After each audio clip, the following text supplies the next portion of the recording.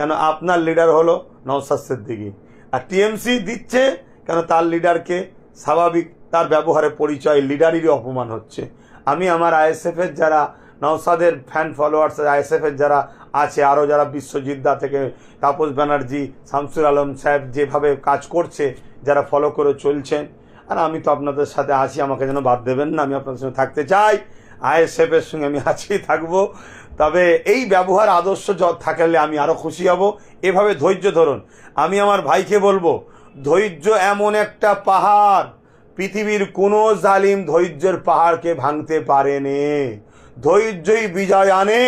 তবে হাত গুটিয়ে নয়, পরিকল্পনা তৈরি করুন, মানুষের কাছে পৌঁছান, মানুষকে বুঝান, মানুষকে এদের নগ্ন চরিত্রটা, নগ্ন আদর্শটা এদেরকে আরও খুলে খুলে দেখান যে এরা কেমন। দেখুন, আমার ভালো লেগেছে, আমি দেখছি। কেউ যদি মমতা ব্যানার্জির বক্তব্য দেখে, আজ আইএসএফের লোক যদি তাকে গাল দেয়, আমি ওই আইএসএফের ঘাড় ধরে দলতে বার করতে দেবো। এ কি আদর্শ তোর?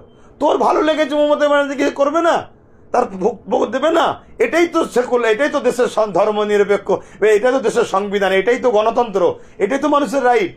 ঠিক তেমনই কেউ যদি নরেন্দ্র দামোদর মোদী, যে মোদী আজকে ইসলামের সবচেয়ে বড় দুশ্মন আমাদের নজরে এখন অকাব আইন তৈরি করে যা করছে, কেউ যদি একটা মোদীরও বক্তব্য দেখে, কোন আইএসএফের ছেলে যদি বলে এটা কেন করছিস, তাকে গালিগালাজ দেয়, এটাও চরম অন্যায়।